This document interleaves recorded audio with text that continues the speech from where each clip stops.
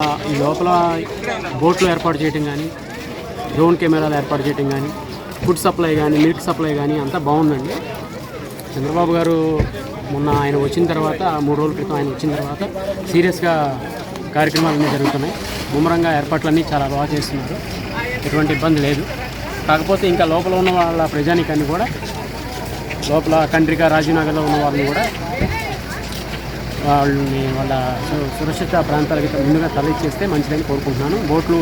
బోట్ల ద్వారా వాళ్ళని ఇటు తీసుకొస్తే బాగుంటుందని అనుకుంటున్నాను. ప్రభుత్వ షెల్టర్ ఎక్కడైతే ఇచ్చారో ఆ షెల్టర్ ప్రదేశాలకి వాళ్ళని తరలిస్తే మంచిదని ఇంకా కోరుకుంటున్నాను. చంద్రబాబు నాయుడు గారు తీసుకున్న చర్యలు చాలా బాగున్నాయి. ఇలాంటి టైంలో ఆయన ఈ వయసులో కూడా ఆయన ఇంత కష్టపడి ఇంత యాక్టివ్గా ఈ గవర్నమెంట్ అధికారులందరి చేత కరెక్ట్గా వర్క్ చేయించిన కార్యక్రమం చాలా బాగుంది. నమస్కారం. ఇది ఇందిరానాయక్ నగర్ అండి, అజిత్ సింగ్ నగర్ ఏరియాలోకి వస్తుంది. మేము ఇక్కడ 2019 నుంచి ఉంటున్నాం. హైదరాబాద్ నుంచి ఇక్కడ షిఫ్ట్ అయ్యాం. స్టేట్ డివైడ్ అవ్వడం వల్ల. తర్వాత మాది అసలు నేటివ్ ప్లేస్ అయితే విశాఖపట్నం. ఇక్కడ ఈ ఏరియాలో మొత్తం నడుములు గుండెలోపు దాకా నీళ్లు నిలబడిపోయాయి. చంద్రబాబు నాయుడు గారు ఈ విషయం గ్రహించి వెంటనే దానికి కావాల్సిన సహాయ చర్యలు చేయాలని 3 ట్రిప్పులు రోజుకి మా ఏరియాకి బోట్లో వచ్చారు, హెలికాప్టర్లో వచ్చారు.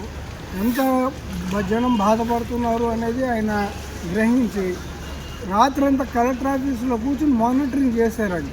అంత 74 ఏళ్ళ వయసులో పెద్ద మనిషి అంత చేశారట. ఆయన చేయెత్తి నమస్కారం చేయాలి. జగన్ అయినా ఏమీ పట్టించుకోలేదు. ఆయన ఎంతసేపు విమానాల్లో హెలికాప్టర్లో తిరగడం, రోడ్లకి పరదాలు వేసుకు తిరగడం తప్ప జనాలకి ఏమవుతుంది, ఎవరికి ఏం కావాలి అనేది అసలు ఎప్పుడు చూడలేదు.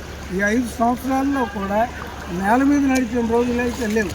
పరదాలు కట్టి చెట్లు కొట్టి అయితే హెలికాప్టర్ 5 కిలోమీటర్ల దూరం కూడా హెలికాప్టరే కానీ రోడ్డు మీద రావడం అనేది జరగలేదు. అలాంటిది చంద్రబాబు నాయుడు గారు ఆ వయసులో బోట్లో నిలబడి వెళ్ళారండి. హ్యాట్స్ ఆఫ్ ఆయనకి.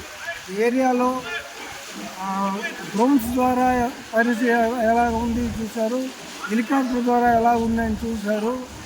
ఆ తర్వాత ఈ హెలికాప్టర్ ద్వారా అందరికీ బిస్కెట్ ప్యాకెట్లు, వాటరు, ఫుడ్ అందేలాగా చేశారు. థ్యాంక్స్ సత్సాయి సేవా సంఘం వాళ్ళు కూడా చాలా వాలంటరీగా వచ్చి అందరికీ కూడా లేదనుకోండి కొవ్వొత్తులు, అగ్గిపెట్టెలు, బ్రెడ్, బిస్కెట్స్, ముఖ్యంగా నెల ఉండే సరుకులు ఇచ్చారు. ఎందుకంటే 2-3 రోజులు టైం పడుతుంది. అందువల్ల ఎవరు ఇబ్బంది పడకూడదు, తినడానికి ఇబ్బంది పడకూడదు, తాగడానికి ఇబ్బంది పడకూడదు అన్న ఉద్దేశంలో ఈ ఏర్పాట్లు చేశారు. ఇంత చేసిన దానికి జోహారు. తిరుపతి శ్రావణి మా మిస్సెస్ ఎక్స్ కార్పొరేటర్ అండి. మేము ఇందిరానాయక్ నగర్, నందమూరి నగరు, తోటవారి వీధి, గుండప చంద్రశేఖర్ కాలనీ, ఇలా అన్ని రోడ్లు ఉన్నాయండి ఏరియా. కాకపోతే ఏంటంటే గత 2005లో ఇక్కడ వరద వచ్చిందండి. అప్పటి నుండి ఇప్పుడు దాకా రాలా. ఇప్పుడు ఏంటంటే కొంతవరకు సడన్గా వచ్చిన విపత్తు వల్ల అధికారులు కూడా ఏమీ చేయలేకపోయారు.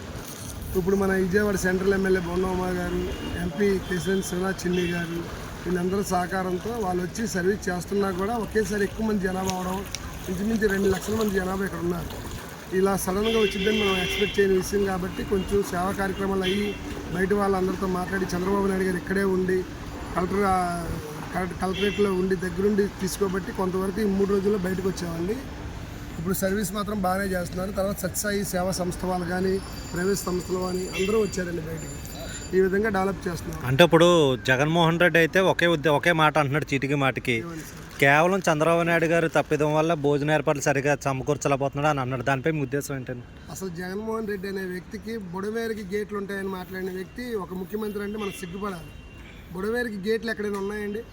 బుడవేరు అంటే ఏంటో తెలియని వ్యక్తి కూడా వచ్చి నేను ముఖ్యమంత్రి అని చెప్పుకున్న స్థాయికి ఇలా అయిపోయింది మన రాష్ట్ర పరిస్థితి. అదే చంద్రబాబు నాయుడు అనే వ్యక్తి లేకపోతే కొన్ని లక్షల మంది ఇక్కడ చనిపోయే పరిస్థితి వచ్చేది. అంటే గతంలోని ప్రభుత్వం ఉన్నంత వరకు జగన్మోహన్ రెడ్డి ఫ్లైట్ తప్ప ఈ రోజు భూమి మీద రాలేదు. మరి ఈ రోజు భూమి మీద మీ దగ్గరకు తిరుగుతున్న దానిపై మీ ఉద్దేశం ఏంటి? చంద్రబాబు నాయుడు గారు ఇక్కడ ఇదే పనిగా ఇక్కడ కూర్చున్నారు కాబట్టి తను మళ్ళీ ఒకవేళ రాకపోతే బాగోదని వచ్చి కనిపించి వెళ్ళిపోయాడు. వచ్చిన తర్వాత ఏం మాట్లాడాడు, తను ఏమీ సర్వీస్ చేయట్లేదు అన్నారు. అది కాకుండా బుడవేరికి గేట్లు అని చెప్పాడు. అది వాళ్ళ నాన్నగారు రాజశేఖర రెడ్డి గారు ఉన్న టైంలోనే బుడవేరు ముప్పు ఉండదు, నేను చూసుకుంటాను, అవి చేస్తా అన్నాడు. అదే చంద్రబాబు నాయుడు గారు వచ్చిన తర్వాత బుడమేరు వరకు మ్యాక్సిమం అవకాశం ఉన్నంత వరకు సర్వీస్ చేశారు. ఇప్పుడు ఇలా సడన్గా జరిగిద్దని 20 సంవత్సరాల తర్వాత మనకు తెలిసింది. ఇప్పుడు దాకా ఇప్పుడు రాలా బయటికి. హాయ్ అండి, నా పేరు పవన్. మాది యాక్చువల్గా గుంటూరు. ఇక్కడ మా మావయ్య గారు వచ్చాము ఇంద్రనాయక్ నగర్కి. ఇంద్రనాయక్ నగర్లో ఈ వాటర్ ఫ్లడ్స్ రావడం వల్ల మన సండే నుంచి పవర్ లేదు. బట్ టు బి ఫ్రాంక్ చెప్పాలి అంటే గవర్నమెంట్ చాలా ఫస్ట్ డే ఏమీ హెల్ప్ చేయలేకపోయారు లోపల పీపుల్ ఉండటం వల్ల. సెకండ్ డే నుంచి చాలామంది లోపలికి రావటం, బోట్స్లో నుంచి రావటం ఇవ్వటం, మేబీ ల్యాక్స్ ఆఫ్ పీపుల్ ఉంటే థౌజండ్స్ ఆఫ్ పీపుల్ కన్నా హెల్ప్ చేశారు. నేనైతే కొంచెం హెల్ప్ తీసుకున్నాను. దానికోసం గవర్నమెంట్కి కానీ ఎన్జిఓ అసోసియేషన్స్ కానీ ఎవరికైనా సరే ఎవరైతే హెల్ప్ చేసిన ప్రతి ఒక్కరికి చాలా థ్యాంక్స్ చెప్తున్నాను. ఈ పసిపిల్లల్ని ఎలా తీసుకురావాలో భయం వేసేసింది. అప్పుడు 2-3 సార్లు మా బ్రదర్ మునిగిపోయారు నీళ్ళల్లో. ఆయన అలాగే వచ్చామన్నమాట ఎలా బతుకు జీవుడు అనుకుంటూ. మొత్తం ఏమీ లేకుండా శూన్యం అయిపోయింది. ఇక్కడ చర్చిలో మేము అందరం షెల్టర్లో ఉంటున్నామండి. అయితే ఇక్కడికి వచ్చిన కాడి నుంచి సార్ మాకు సీఎం గారు చాలా ఇదిగా చేస్తున్నారు. వచ్చిన దానికి యూనియన్ టిఫిన్, భోజనం, టీం అంతా వచ్చారు. విశాఖపట్నం నుంచి వచ్చారు టీము. అసలు ఏ లోటు లేకుండా చూసుకుంటున్నారు. ఇప్పుడు మేము వచ్చిన కాడి నుంచి 3 రోజుల నుంచి ఏ నష్టం లేదు. కాకపోతే ప్రస్తుతానికి బాగానే ఉన్నాం. కట్టుకున్న బట్టలతో ఇక్కడికి వచ్చామండి. వచ్చిన కాడి నుంచి ముఖ్యమంత్రి గారు మాకు బాగా హెల్ప్ చేస్తున్నారు. ముఖ్యంగా విశాఖపట్నం టీం మాకు చాలా సహాయం చేస్తున్నారు అన్నమాట. పాల విషయంలో, పిల్లల విషయంలో అన్ని సహాయం చేస్తున్నారు. టిఫిన్, భోజనం, పాలు, మంచినీళ్లు అన్ని కావాల్సినవన్నీ మాకు ఏర్పాటు చేస్తున్నారు. చాలా వందనాలు మాకు సహాయం చేస్తున్నారు. బాబు గారికి ధన్యవాదాలండి. ఆయన ఒక చిన్న పిల్లలాగా తిరుగుతున్నారు ప్రతి వీధికి, ప్రతి గల్లీకి. మా పిల్లలకి పాలు, ఫుడ్ అన్నీ అరేంజ్ చేస్తున్నారు. మేము ఫ్లడ్స్ వచ్చి ఇక్కడ రిలేటివ్స్ ఇంటికి వచ్చాము. సో మాకు ఫుడ్, వాటర్ మొత్తం అన్నీ అందిస్తున్నారు. నగర్ అండి, ఆయోజన నగర్ వాటర్ ఫుల్గా నీళ్ళలోకి వచ్చేసింది. ఎప్పుడంటే జగన్పూర్ వెళ్ళి వచ్చిందనే కాలువ కనెక్షన్ ఇచ్చిన వాళ్ళు ఏం చేశారంటే అది ఓపెన్లో వదిలేశారు. బుడమేరు కట్టకి కింద వేసింది ఓపెన్లో వదిలేశారు. 4 అడుగులు 5 అడుగులు డమ్ములు దించేది, అది ఓపెన్లో వదిలేసారు. ఆ నీళ్ళు మొత్తం ఇట్టే వచ్చేసింది. ఇప్పుడు వీళ్ళు వచ్చేదే దాన్ని మూసారు. సార్ ఒకటి అడుగుతున్నా, ఈ వాటర్ ఇలా రావడానికి ఇది ఫస్ట్ టైమా లేకుండా ముందు ఎప్పుడన్నా వచ్చిందా? ఇలా రావడానికి కారణం ఏంటి? ఇది ఫస్ట్ కారణం ఆ నీళ్లు వాళ్ళ పీరియడ్ లో తూములు బంద్ చేయలేదు, వాల్వ్ చేయలేదు.